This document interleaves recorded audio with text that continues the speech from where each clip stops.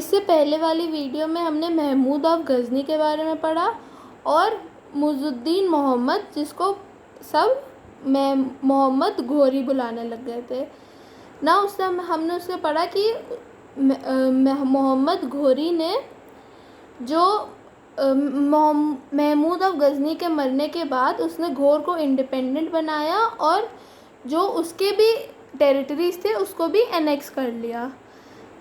Now coming to who was Muhammad घोरी।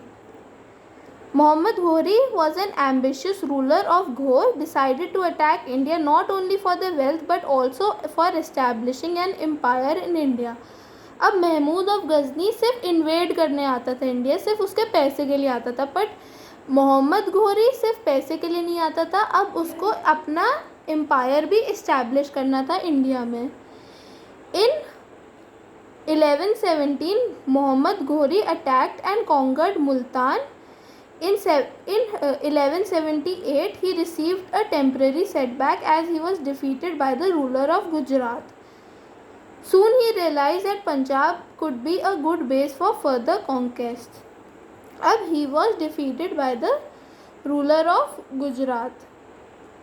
अब उसने सोचा कि पंजाब एक अच्छा बेस रहेगा आगे की कॉन्क्वेस्ट करने के लिए, क्योंकि देखे जाए तो पंजाब एक बहुत सूटेबल जगह पे है, मतलब मेन इंडिया एंड अफ़गानिस्तान के बीच में, क्योंकि पहले पाकिस्तान नहीं बना था तो पंजाब उसी रीजन को बोलते थे। So in 1190 he conquered Punjab. The Rajput ruler of the neighboring kingdom of Delhi and Ajmer, Prithviraj Chauhan, prepared to face him. In 1191, the armies of Muhammad Ghori and Prithviraj Chauhan clashed at Taran, about 80 miles from Delhi. Muhammad Ghori was defeated in the first battle of Taran. Prithviraj, however, made no attempt to chase the Ghoris out of Punjab.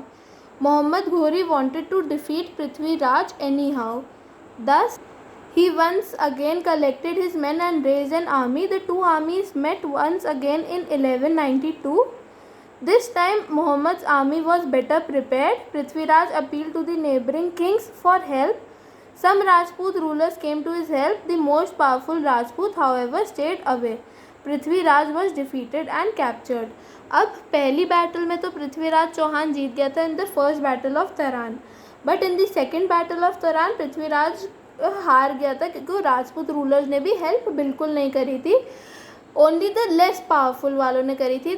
जो सबसे ज़्यादा powerful थे जिनके आने से पृथ्वीराज जीत सकता था, पर उन्होंने नहीं करा ऐसा।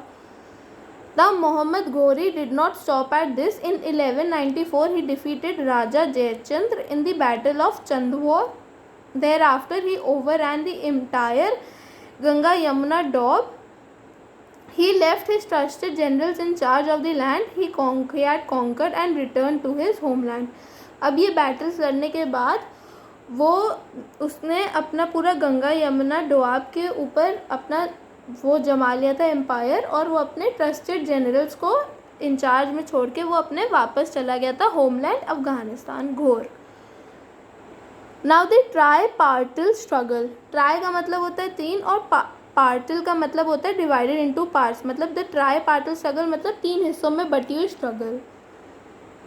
From the strategic point of view Kannauj was an important city in north India. अब हमने पहले भी देखा कि जो गहादवलास थे वो भी कन्नौज के रूलर्स थे, तो मतलब Kannauj was an important city. Why? Because Kannauj had the resources, minerals, agriculture, trade of the entire Ganga valley. Since the 88th century the Palas, Gujra Pratiharas, the Rashtrakutas were engaged in a tripartite struggle to control Kannauj. अब सब ये तीन जो थे dynasties वो एक दूसरे में ही लड़ते रहते थे कि वो कन्नौज को कंट्रोल कर सके। अब इन तीनों के लड़ने की वजह से तीनों ही वीक पड़ गए थे। This struggle lasted for over 2 centuries and weekend all the 3 dynasties. तीनों डायनेस्टीज़ बहुत वीक हो गई थी। द पाला dynasty was founded by Gopala with his capital at the Pataliputra. They ruled the present-day states of Bihar, Jharkhand and West Bengal. Gopal and his son Dharampal expanded and strengthened their kingdom. Dharampal also encouraged trade with Southeast Asia. Dharmapala ने south east Asia के साथ भी trade करा था. Devpal was another powerful ruler of the dynasty. There was great prosperity during the reign of the Pala kings. बहुत prosperity थी. There were followers of Buddhism built stupas and gave money to monasteries. वो किसको follow करते थे? Buddhism को. In the 12th century, the Palas were succeeded by rulers of the Sena dynasty who ruled until the Muslims defeated them. Now coming to Gujarat Pratiharas. Certain parts of the present day states of Rajasthan and Gujarat were under the control of Gujarat Pratiharas. The most powerful ruler was Bhoja. Who was the most powerful ruler? Bhoja. He conquered Kannauj and made it its capital. He was succeeded by his son Mahendrapal. He expanded the empire further. His successors, however, were weak and could not defend the kingdom from invasions. In 1018, Mahmud of Ghazni defeated the Pratihara ruler. Soon the dynasty came to end. अब प्रतिहारस को किसने हराया था? Mahmood of Ghazni ने हराया था, क्योंकि महेंद्र पाल तो एक काफ़ी अच्छा रूलर था, बट उसके सक्सेसर्स जो उसके आगे के राजास थे वो इतने स्ट्रॉन्ग नहीं थे. Now coming to the third. अभी तक हमने नॉर्थ इंडिया करा है. अब हम आते हैं डेक्कन में. Coming to the second section, the Deccan section. अब डेक्कन सेक्शन कहाँ का एरिया माना जाता है? Area located between the Narmada and the Krishna river. The Rashtrakutas had a powerful kingdom in this region. Rashtrakutas.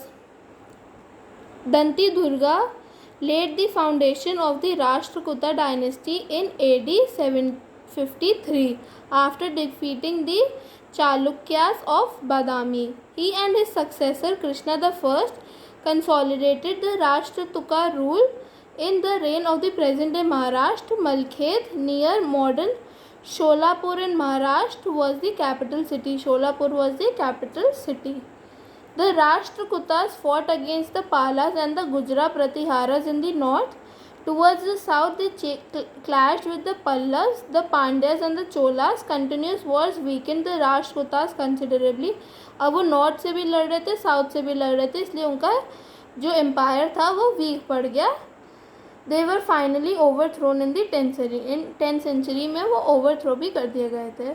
The Rashtrakuta kings patronized art, architecture and literature. The famous Kailasha temple at Ellora and the rock-cut Elephanta caves were carved during the reign of the Rashtrakutas. The rulers also encouraged the growth of the regional languages, especially Kannada.